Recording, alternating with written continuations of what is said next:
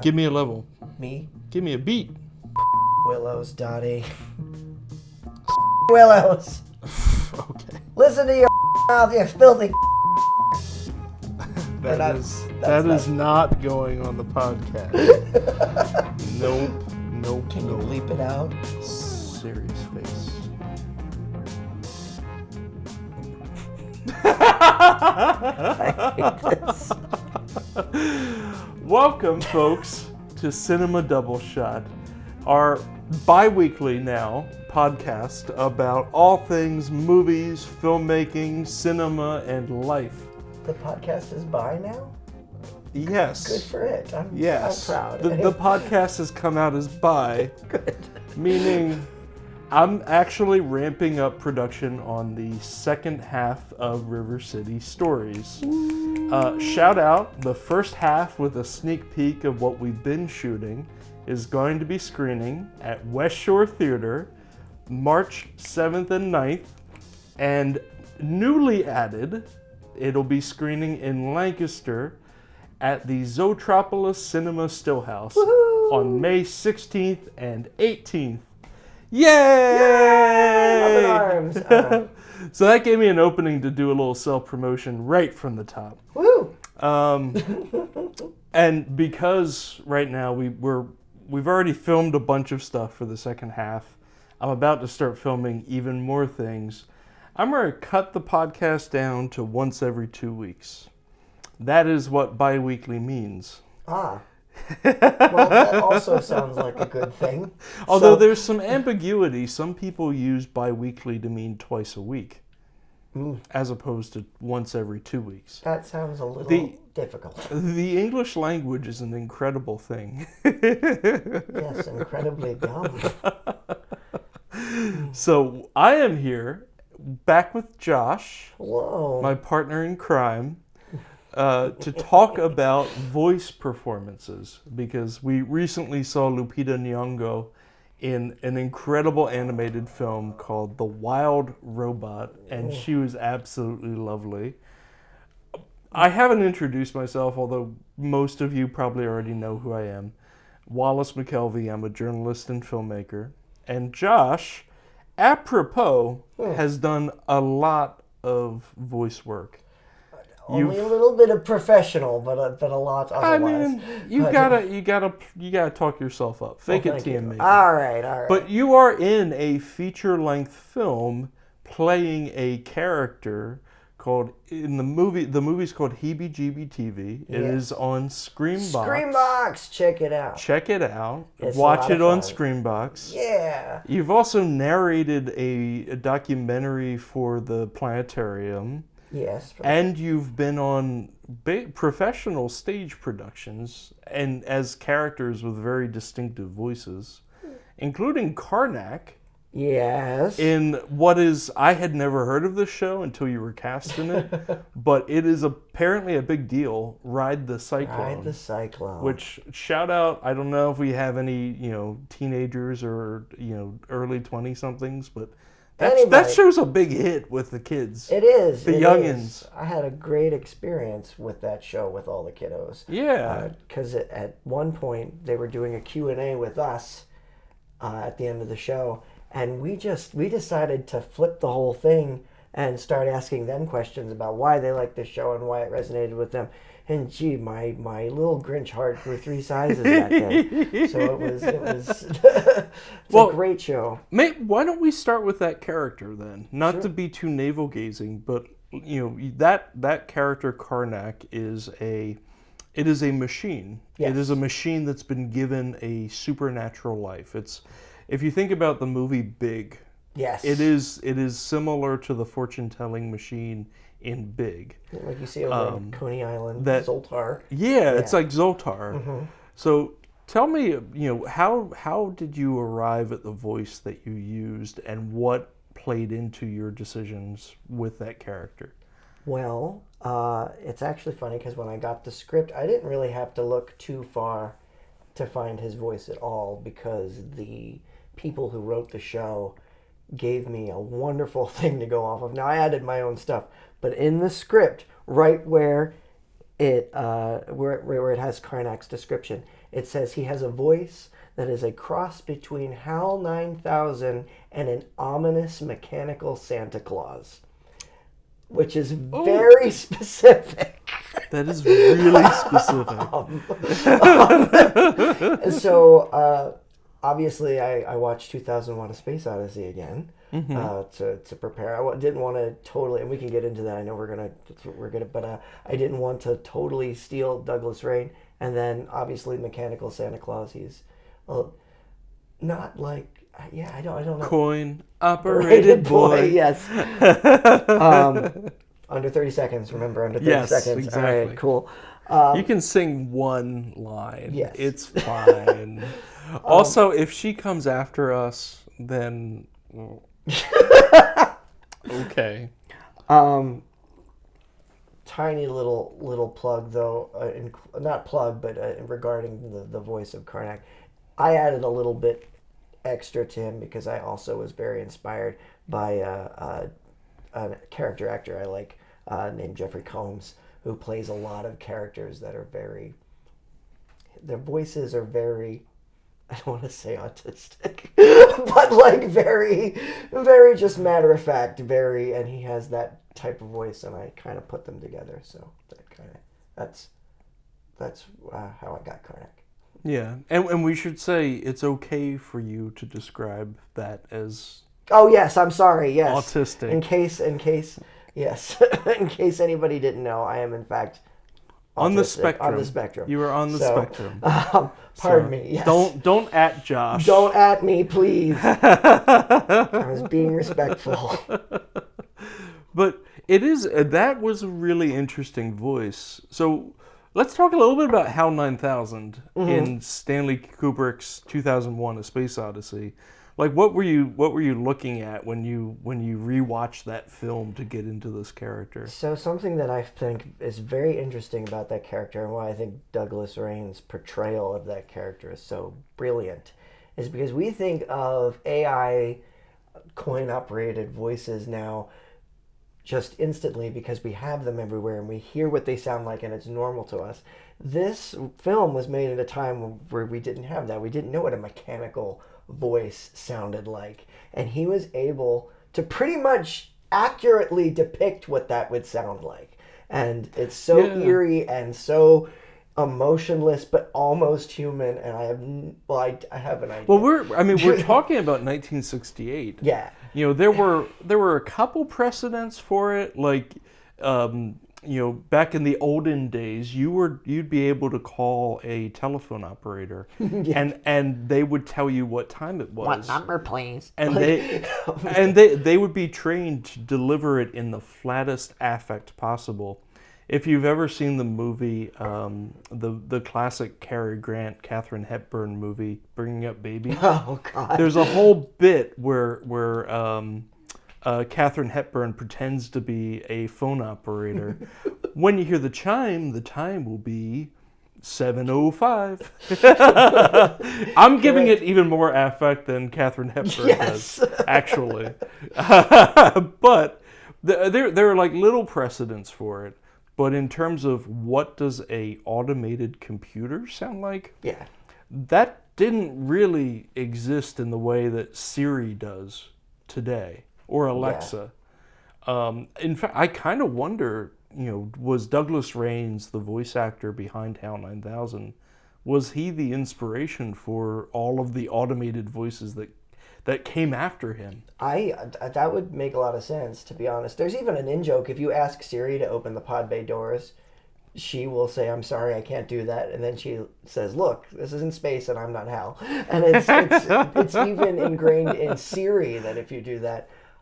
Something interesting that I find about Douglas Rain, again, I would imagine very similar to Siri, when he got his lines for the script in that film, it was disconnected from any story. He didn't have any of the script.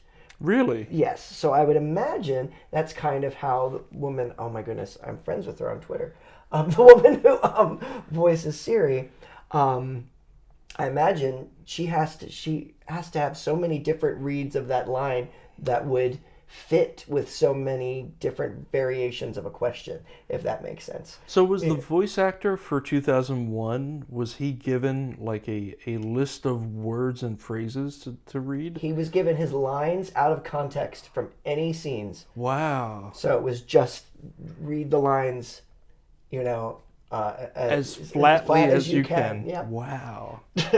Well, and he does a fantastic job because it's an iconic performance now. Yeah. Like, you think about ominous computers, you think about HAL 9000. Yeah. There's even a whole, one of the segments in The Simpsons Treehouse of Horror with Pierce Brosnan, where it's that's the whole joke. Yep.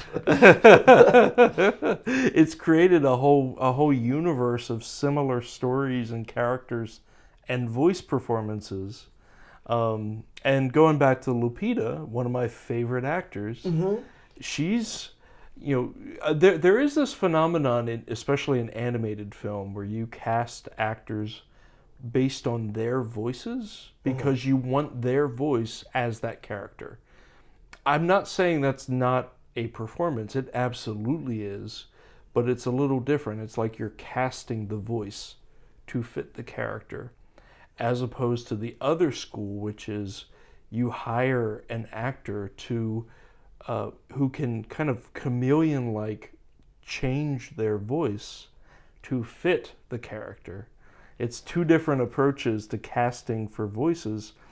And it's interesting, Lupita is not using her regular voice. Yeah, she's unrecognizable. It is somewhere, I wouldn't go that far, personally, but she's somewhere in between her natural voice and a robot voice.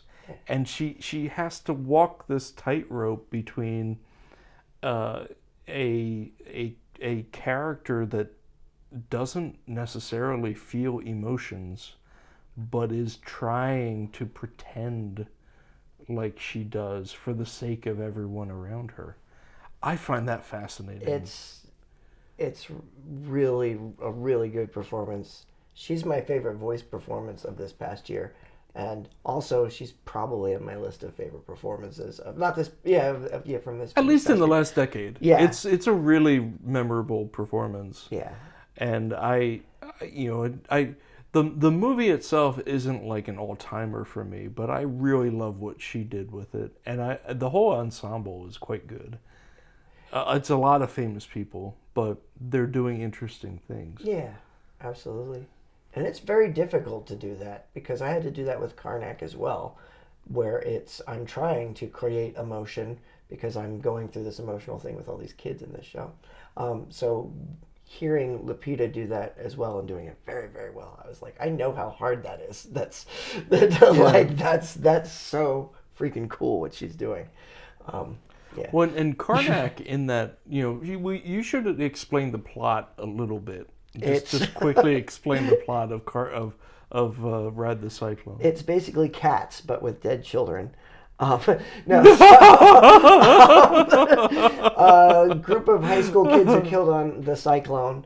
They are sent to this purgatory. The Cyclone is a ride. A roller coaster. Roller coaster. And like this Coney Island type amusement park. They are sent to like a purgatory version of this amusement park where they basically have to compete to be the one that survives this roller coaster crash. And the person who's overseeing this competition of sorts is Karnak, the mechanical wizard from the Coney Island amusement park. And the prize is they get to go back to life. They get to go back to life. Yeah. But then their friends, their teammates, all die then. Or rather, they stay dead. They stay dead. They don't go back to life. Yes, they don't go back to life. And the story is very emotional. It starts out for Karnak's character, it starts out that he's very just doing his job, very, very... I would call him magisterial. Yes. He's very by the book. Things are done this way, this way, this way. There's a lot of dry humor to it. Yes.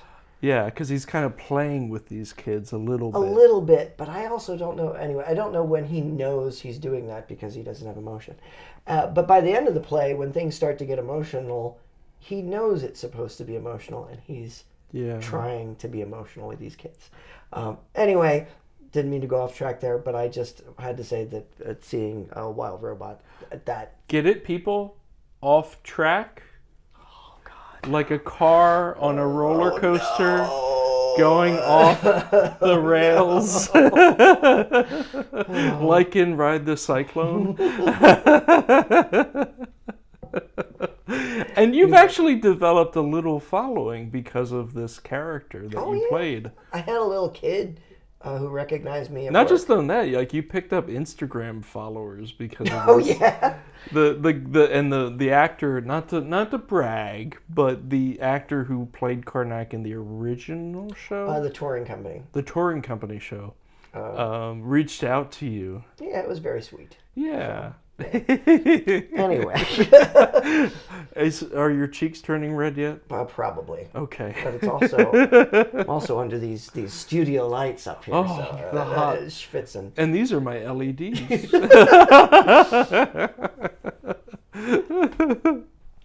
So, yeah. Yeah. Well, let's keep going down the track of the difference between, the phenomenon where you hire a famous person because you want their voice and also their audiences because it's marketable to add famous people to your movies. Yes. Versus having a voice actor who can kind of meld their voice in many different directions. What's another favorite famous person role for you? Like in an animated film where I hear the person... Or a voice role. Well, so as far as like what you're talking about where they cast a person in like an animated role because of their voice, they cast them. My favorite example of this is probably an early example, and that was Vincent Price in The Great Mouse Detective. Oh, they absolutely tailored that character to his voice, and it works perfectly. And Vincent Price wasn't a voice actor, but he had a magnificent voice. So him voicing this character, and he went on record saying that Radigan was his favorite character that he ever played. Aww. And if you watch him in that recording booth, like sometimes you'll see people and they're like holding it and they're singing, like you got Mandy Moore, or like like in Rapunzel or Tangled or Frozen or whatever it's called. Tangled. But if you watch clips of Vincent Price in the recording booth for The Great Mouse Detective, he's actually acting it out. He is contorting his face. He's just like, and it's so great. Similarly, when Robin Williams was playing, I mean, he did multiple animated roles, but when he was playing Aladdin, like the outtakes, like he was full body acting out Aladdin in the booth. So it was very much a similar skill set that he would take to a live action film shoot. He took the same skill set and brought it into the booth with him. Yeah. He's incredible. Watching clips of him doing that also is very, very fun. It's entertaining on its own. You don't you have to watch the movie. I love Aladdin, and I love him in it, and I think that he delivers a great performance. Period. Yeah. But behind the scenes, you can tell like he's, he like you said, they're voice actors who are like. You watch the behind the scenes and it's like watching paint dry because they're just like, they're contorting their face, their muscles so they can get that specific kind of voice, but they're stone still. Like this is like their job. Yeah. Like Mandy Moore. This is their job. No shade to Mandy Moore. I love Mandy Moore. No, sorry. There's an image of her where she's like holding her earphones. Also, Mandy Moore, total side tangent. We're going off the rails again. Underrated singer. Y'all probably know her from her Bubblegum albums when she first came out, which I'm also shamelessly, I'm in love with those two.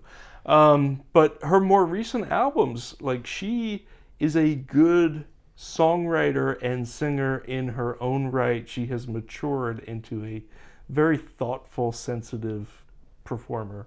Yeah. So shout out to Mandy Moore. I love you. You're great. But back to this. Yeah. Well, so you were talking about Robin Williams. Yeah. And I know for a fact that there is another actor who has played a Disney villain that you're very fond of, who Yes. they cast just for her voice. Eartha Kitt. Yes. Yeah. Eartha Kitt. I freaking love her in The Emperor's New Groove. She's so good. And yeah, like watching The Emperor's New Groove, that's basically her voice. That's Eartha Kitt. She's not really changing the tone, the quality of her voice very much. That is just her voice, but she just fits that role kind of fits her like a glove. Okay. And she's able to do this fully fleshed out, vampy performance with it.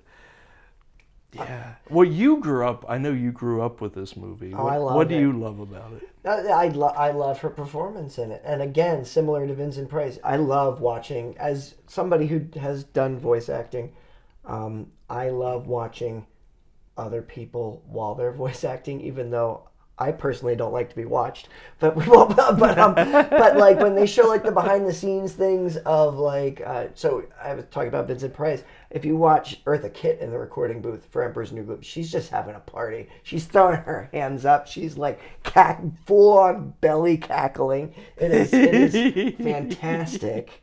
And something interesting, tying it into like voice acting as a career. There's a voice director that I really am fond of, Andrea Romano, who she directed the voice cast for Batman the Animated Series, and which that is an incredible cast. Incredible cast. Yeah. But her thing is, now you're talking about celebrity voices that people cast just for their voices. She refers to that as casting a voice with character. So what she basically, when she said she was casting Batman the Animated Series, she didn't want people who can do cartoon voices or do multiple voices are fantastic, but when you are casting specific characters, she didn't want to cast like somebody who was cartoony, but she didn't want to cast a celebrity. She wanted to cast somebody entirely based off of their voice. Yeah. And I think that's what you're talking about. What's funny is in Batman the Animated Series, which you're more well versed in it than I am. Oh yeah. But like Mark Hamill is a celebrity. Yes. But he is not playing Mark Hamill. No. Like his voice is completely different from what most people would know from the Star Wars movies. Oh yeah. And a lot of people He plays the Joker. The Joker, yeah. Yeah. And his laugh is like ghoulish. He's so freaking scary. I love him. If we're talking about movies, there is a noir animated Batman movie called Batman Mask of the Phantasm, where Mark Hamill plays the Joker as a supporting character. He's not the main villain. The Joker is kind of like this side character that works into this noir mystery, which I love. But also, I have a very controversial opinion. I think Mark Hamill in that film is better than Jack Nicholson. So, yeah. Yeah. Well, and that show, it also has a lot of seasoned voice actors, too. Oh, yeah. Mm-hmm. So you've got the celebrity, but you've also got a bunch of people who are old pros, basically. Like Tara Strong, I think Rob Paulson did a voice in that. Tim Curry did voices on that show. So, who's a celebrity in his own right, but he became a voice actor later. Anyway. And Kevin Conroy. Kevin Conroy. Who is the voice of Batman, just sounds like Batman when he talks. Again, he's not a celebrity, but when he talks, his speaking voice, he sounds like Batman. It's funny. He carries that gravitas. Mm-hmm. He doesn't quite look like Batman, at least the way that Batman has been rendered in live action movies. Mm-hmm. If you look at him, he's kind of a scrawny looking middle-aged white guy. But his voice, the kind of juicy baritone. Yeah. Juicy baritone, I love that. He sounds like Batman. And not quite, he doesn't have the gravel that, say, Christian Bale brought to it. Mm-hmm. He's more smooth. Yeah. And in some ways, I think, at least with the aesthetics of the TV show, he fit that role perfectly. Yeah. Because the Batman in the TV show, it's kind of a heightened film noir aesthetic. And they even, little side tangent again, But the way that they filmed that animated show, all the drawings were on like black paper. Yeah. So it has like a really dark, high contrast look to it. They painted the light into the image, which is like, it's so cool. It is very cool. Very cool. Before we get into, I know we want to get into like film voice acting, not just animation. I want to make mention of 2 films, if that is okay. Go for it. We've been talking about the difference between a celebrity voice and like somebody who does like voice acting as like their job, their job. There's a great documentary that Kevin Conroy's in, Mark Hamill is in, a whole bunch of really cool industry people called I Know That Voice from 2015. John DiMaggio is the one who kind of links it all together. A famous voice actor who most people probably know from Futurama. Or Adventure Time. Yeah. Or Adventure Time, yeah. Also great in it, but he just gathers all these people together, and it's just a deconstruction of how the voice acting industry works, and all the things. It's fascinating. I need to see this movie. Yeah. I've never heard of it. It's so good. I love it. It was like voice acting 101. Now, on one more film, and maybe this will help like with the transition from animated to live action that I love, that used voice actors, not celebrities, voice actors, and gave them big meaty roles in a feature film, is Who Framed Roger Rabbit. Oh yeah. Which the voices in that are fantastic. Now they're animated characters, but it is a noir feature film that has the classic voice actors. Mel Blanc is in it. June Foray is in it. May Christelle, who did the voice of Betty Boop, came back. And who you may also know from Christmas Vacation. They brought her pretty much out of retirement to play Betty Boop in that movie. So it's just this incredible cast of industry voice actors working alongside Hollywood, which is like it literally straddles the line between animation and live action. Yeah, and it's I love that movie when I was a kid. Yeah. I got such a kick out of the way the animated world kind of overlapped with the real world, and even like the cartoonish violence of it and all of it. Yeah. It's one of my favorites. That movie too. gives me the warm and fuzzies. Yes, it does. And like incredible. And Christopher Lloyd straddles that line of cartoon and human. Is himself like an animated character, even in the live action portions for him. Remember me, Eddie? that voice is just. Anyway. That is an animated live action performance. Yes, it is.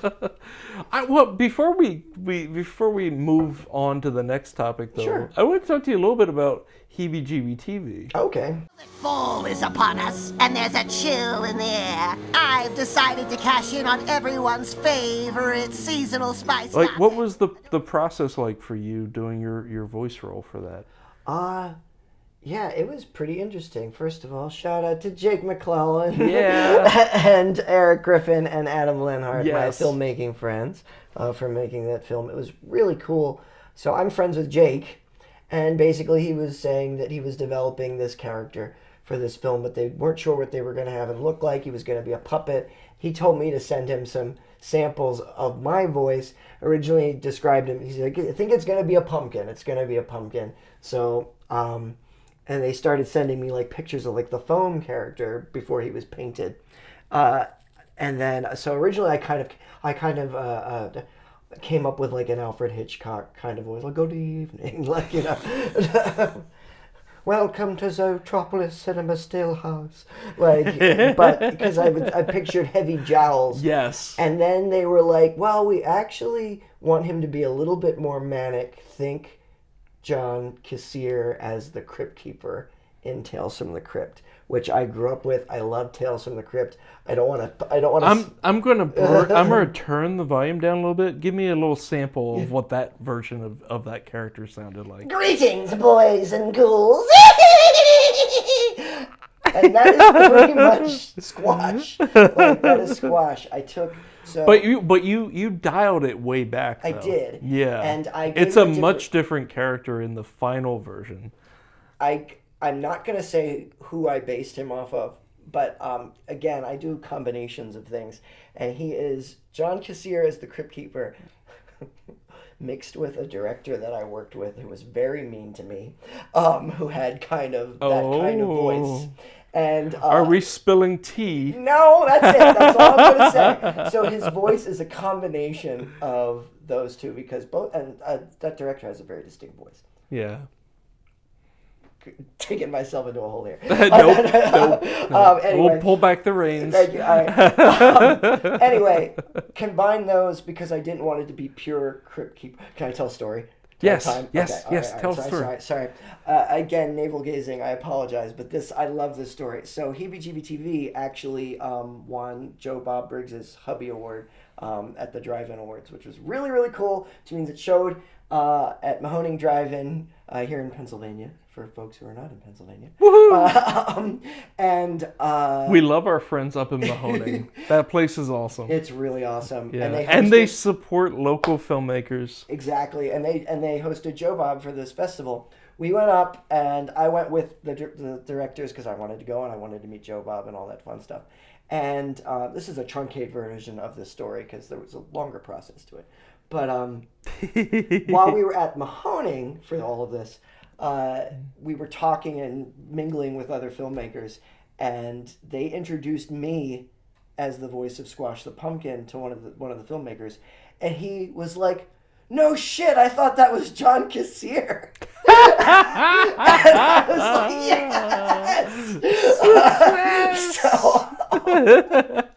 yes. Would you mind, I know I'm springing this on you, but okay. Would you mind breaking us off with a little bit of your HeBGB voice? Yeah, I'm trying to think of a line that he said. Is this really how you want to make some fast cash? Shouldn't you make an OnlyFans like any other monster millennial? So that's Squash. I love it. And the last thing I'll say about Squash, the fun thing is initially with Squash, I recorded the initial lines and they manipulated the puppet, and that's how animation works too. Yeah. However, during COVID, the film kind of got shut down and they had to make some of it in isolation. So they had to do some of those scenes with Squash before they could get my voice recording. So I actually have some experience now doing ADR where I am dubbing my performance over a puppeteer who might not necessarily have the same kind of vocal cadence. So I have to match Adam's performance as the puppet, and it was such a cool experience. It's tough because you have to kind of really I had to watch it many times over and over again to get the lip movement just right. But it's a cool experience, and I imagine we have friends who have dubbed anime. Who have said that it's the same kind of... I mean, Rachel Landon, Chris Gibson. Shout out to them, two of my favorite voice actors. Yeah. This episode won't be up in time, but Rachel Landon is freaking incredible in the open stage production right now of Hedwig and the Angry Inch. Yes. Yeah. Freaking amazing. And Gibby did a fantastic job directing. And Gibby was directing. So, anyway, shout out to two voice actor friends, but they have talked to me about how difficult it is to dub over another voice. So, I've done a little bit of ADR with Rachel. Yeah, actually, and she was like, "Oh, I got this." Yeah, she was such a pro with my very my jury rigged home setup of this. It's always easier to get good audio in the field when you're recording, when you're filming. Yeah. You need to get the best audio you can, so you don't have to go back and ADR it. And ADR it's an acronym for Auto Dialogue Replacement, and basically you're trying to, if you in my case, what happened we were filming in a movie theater, actually, Midtown Cinema, and it was really loud because it's a theater with gigantic HVAC machines, a freezer that we couldn't turn off. Like, there was a lot of like sound challenges in that space, and we didn't have full control to turn everything off. So some of the sound was not very good.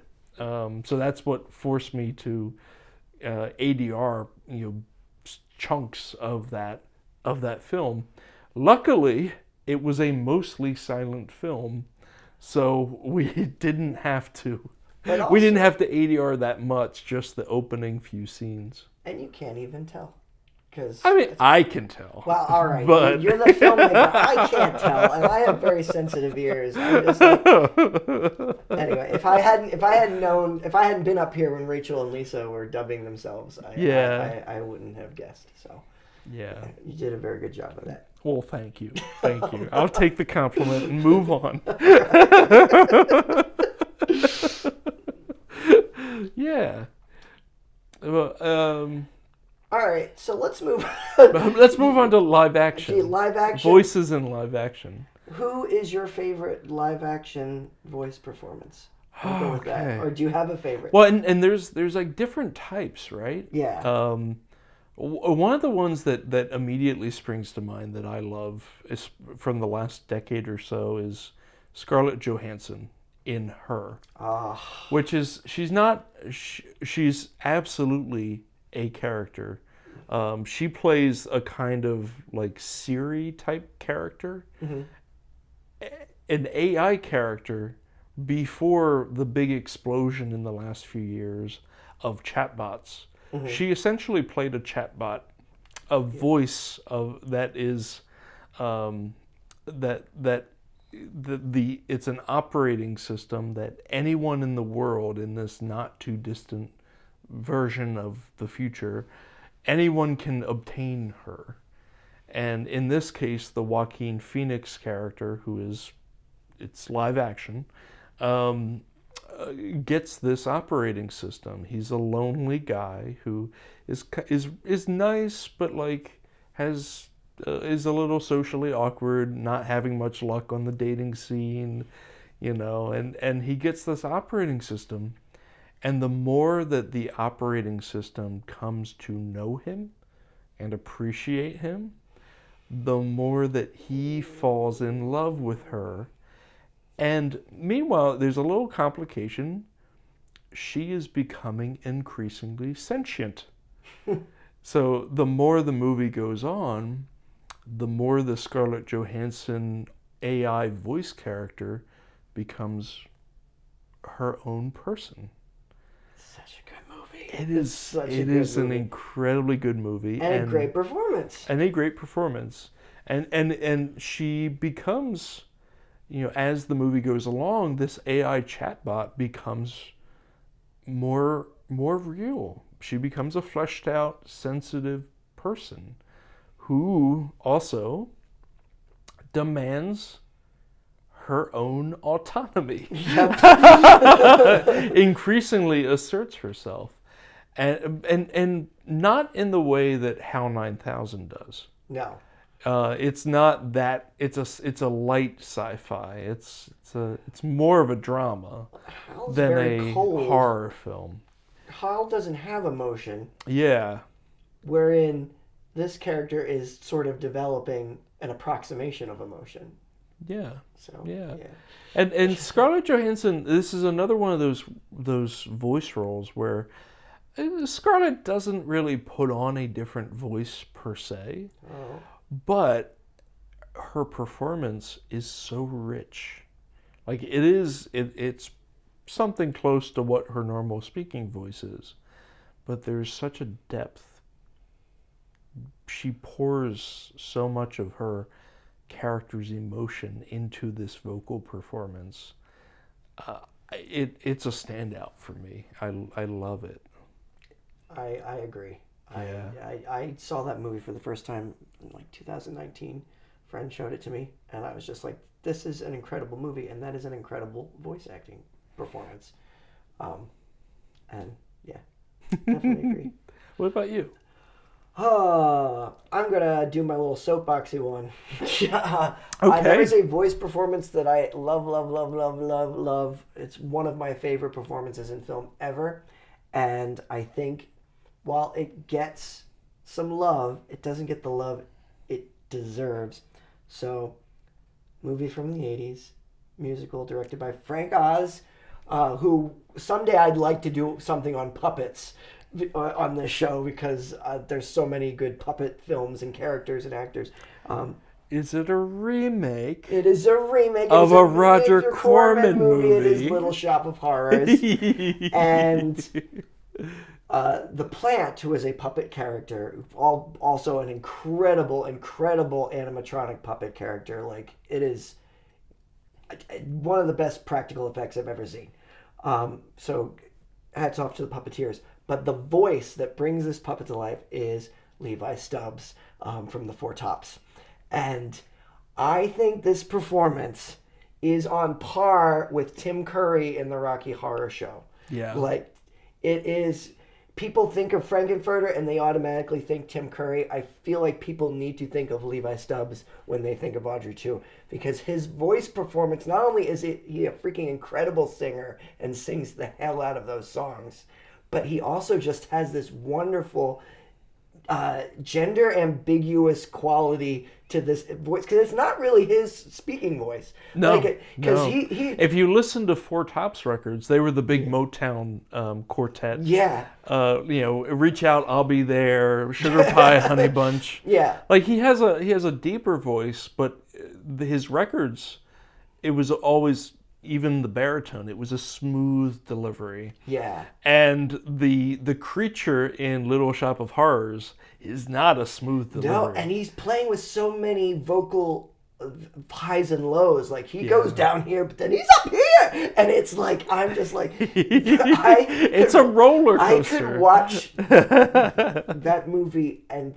every time I'm just like grinning at that performance. Yeah. He is incredible in that movie. And if you haven't seen it, look him up.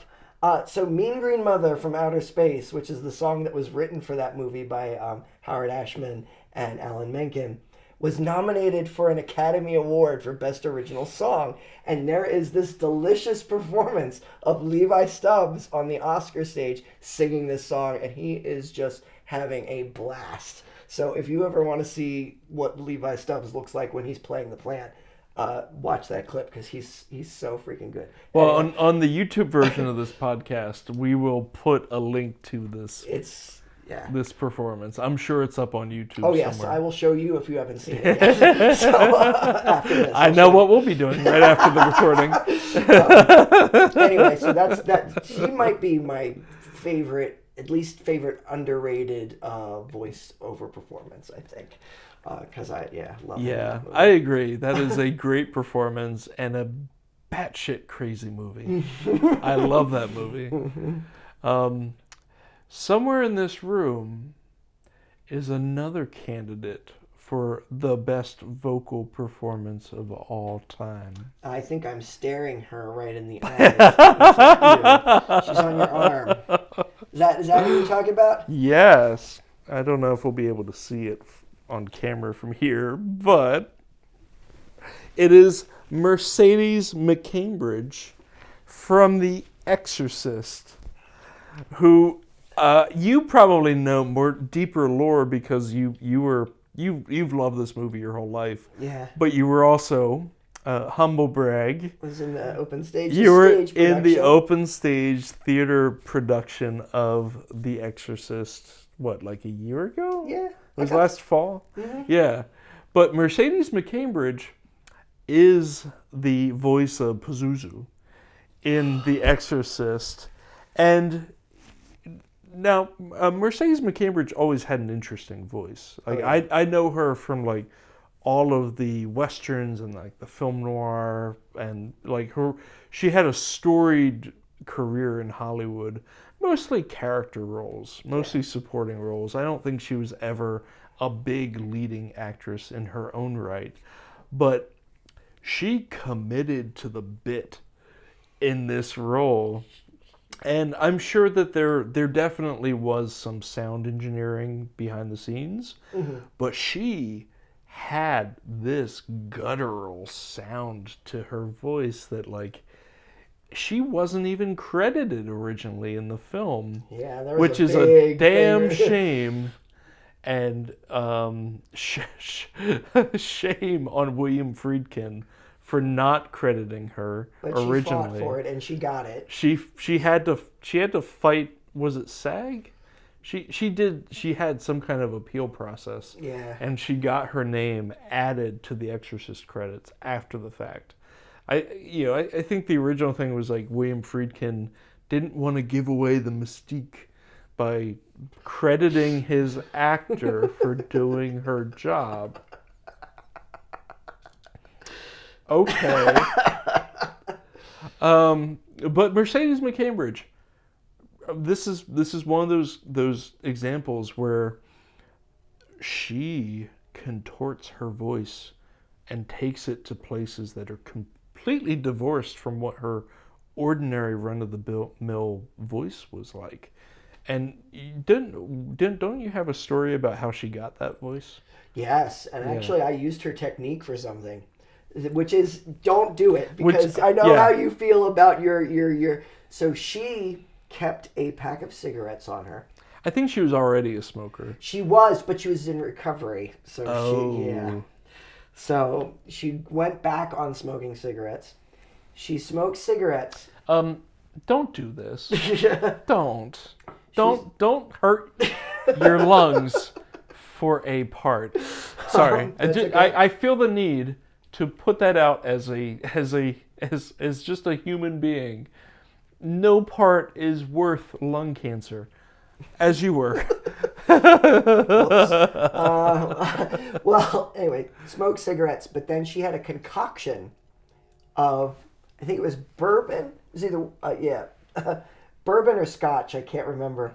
And she would mix raw eggs into it, and she'd drink it. And then she said that she had all this garbage in her throat, so that sometimes double or triple sounds would come out of her mouth.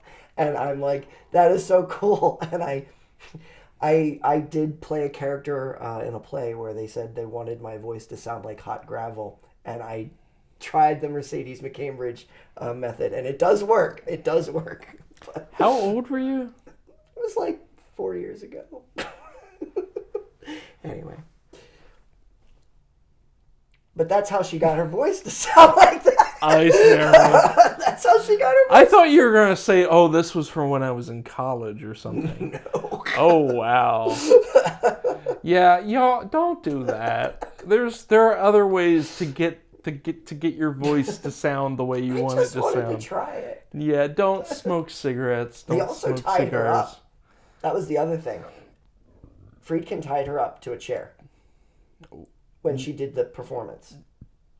That's weird. So when she was playing Reagan, because they had her tied to the bed, so she would struggle in the chair that she was recording in. I didn't know that. Yeah, piece. that's also something that they did for that. Wow. She really, really, really committed to it. I'm not sure I'd be comfortable doing that. Now, there is, so as part of shooting River City Stories, I just recently did a voice recording session with David Richwine, another frequent open stage actor, who plays a voice character in River City Stories.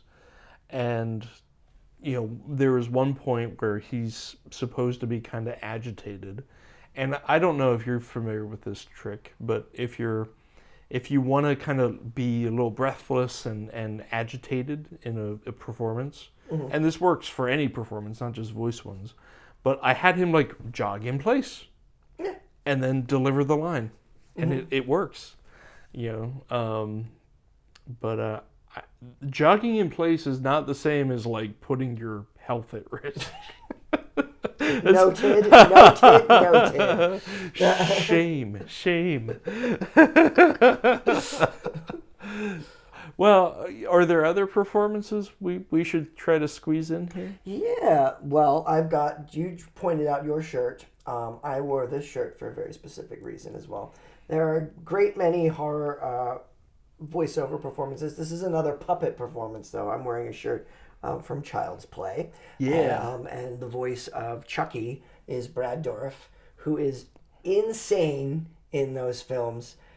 But the thing is, that character could be so... like, oh, it's a doll that says fuck a lot. You know, like... or like, was the one with the teddy bear, Ted? Ted, like the Seth MacFarlane movie. Although, Seth MacFarlane is a really good voice actor. Oh, he's incredible. I love him. He's also a silky smooth voice, so yeah. Woof. Anyway. But it's maybe not the best example, but it could be like, you know, he could have just been like, angry doll says fuck a lot. Yeah. But he gives this unhinged, insane performance, and it just gets doubly better in Bride of Chucky when they add two dolls, and the other one is voiced by Jennifer Tilly, who has another iconic, very distinct, and again, talking about people who have voices with character. Brad Dourif and Jennifer Tilly, two wonderful Oscar-nominated actors playing crazy killer dolls that say fuck a lot.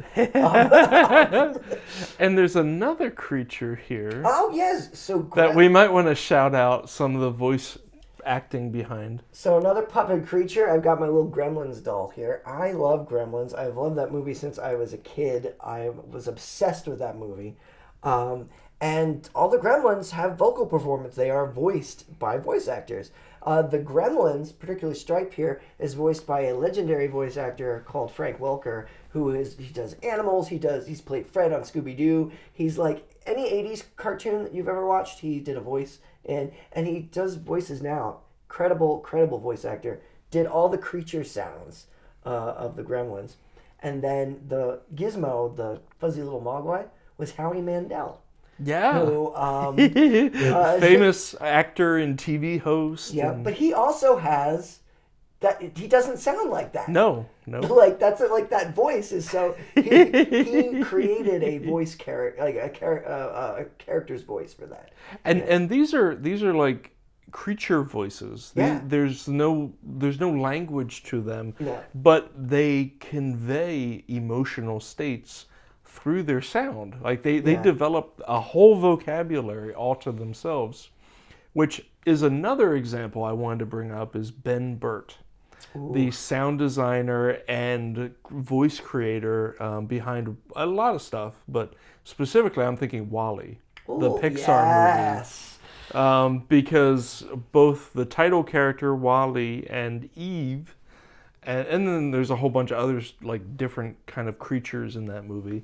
But he creates such a nuanced and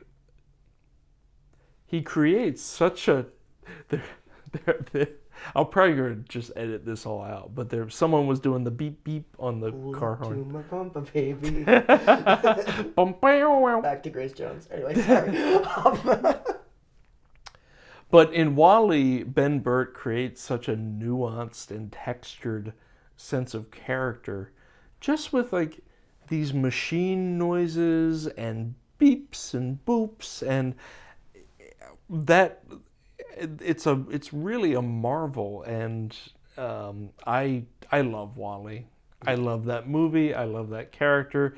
Even taking aside that it's my namesake. I was going to say, gee, I wonder why you like that movie. But you think about it, like the amount of work that went into creating a full vocabulary for something for which, you know, it simultaneously has to sound convincingly like a trash compactor, and yet also convey emotion and draw emotion from the viewer.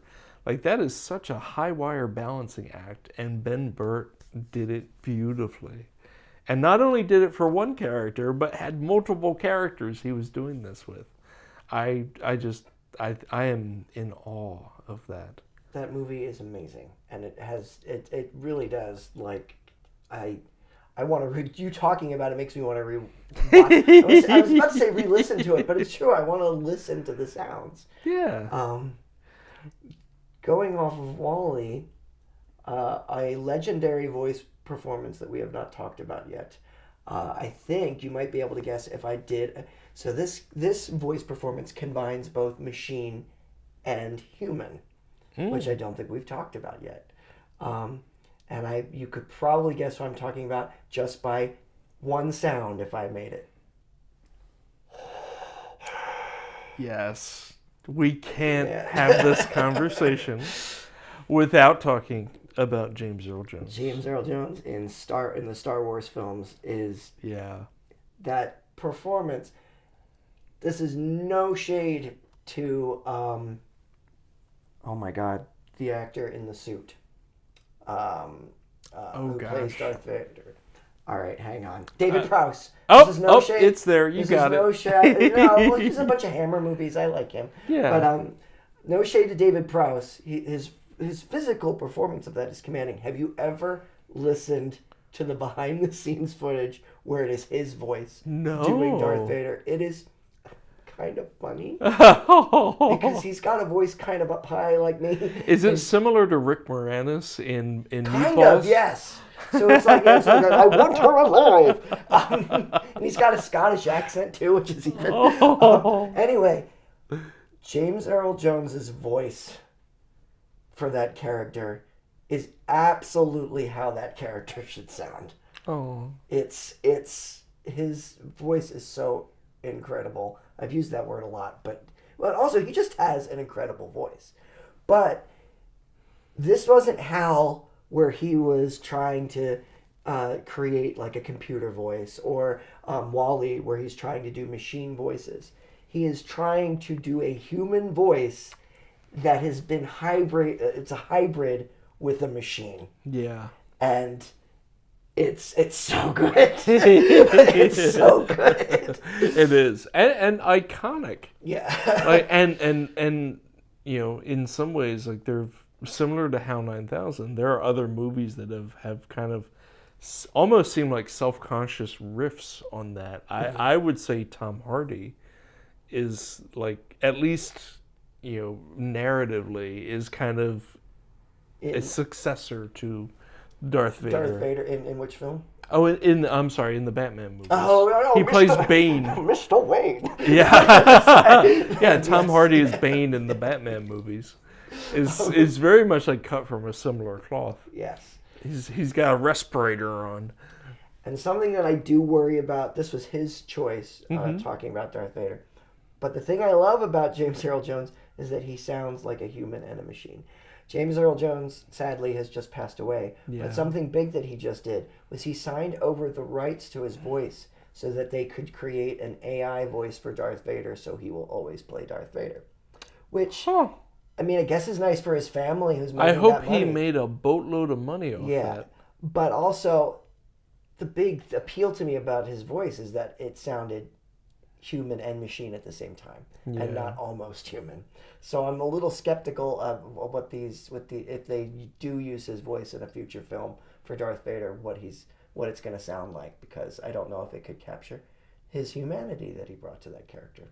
Also, you know, for however long there are Star Wars movies, they're not going to pay somebody a living wage to do that work. Yeah, unless his family's getting a cut of the proceeds, and in that case, you know, good for him. He took care of his family after he died.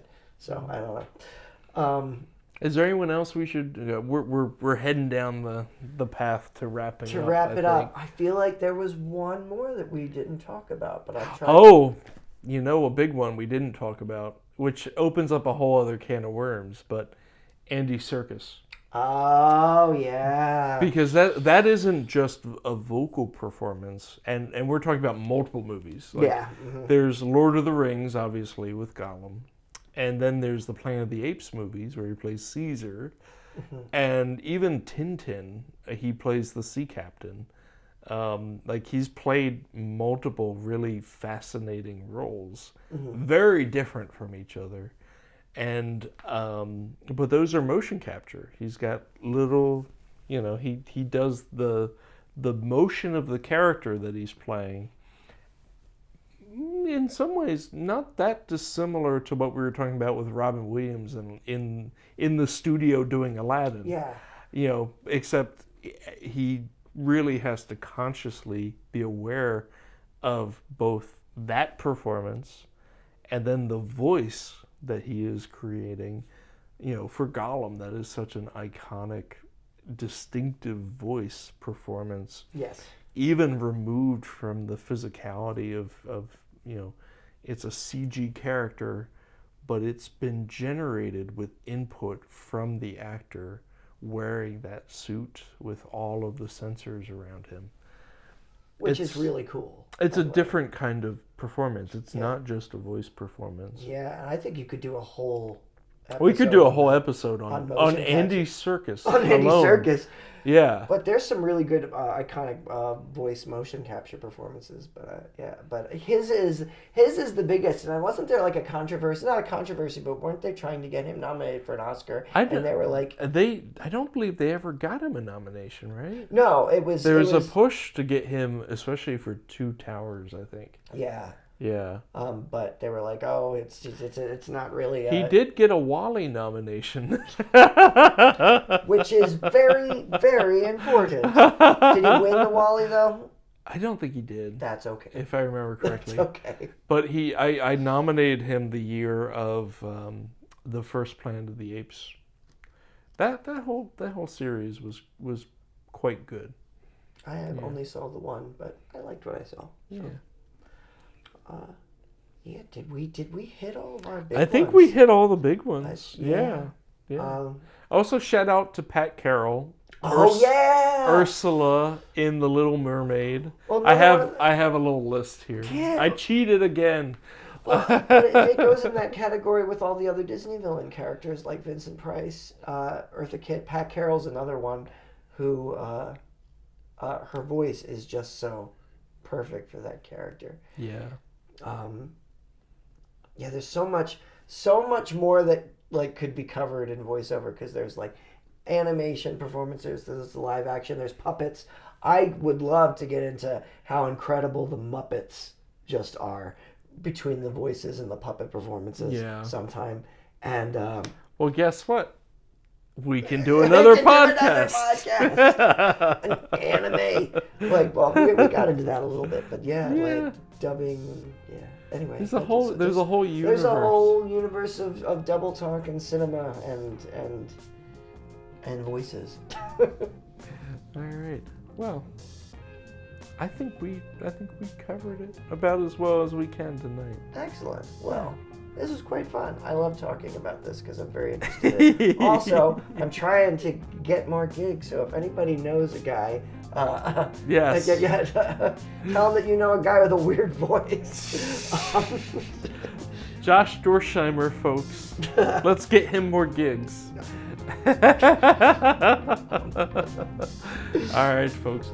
Have a wonderful whenever you're watching this or listening to it. If you love what we're doing, like, subscribe, and all that jazz. Share us with your friends. And most importantly, be kind to each other. Good night.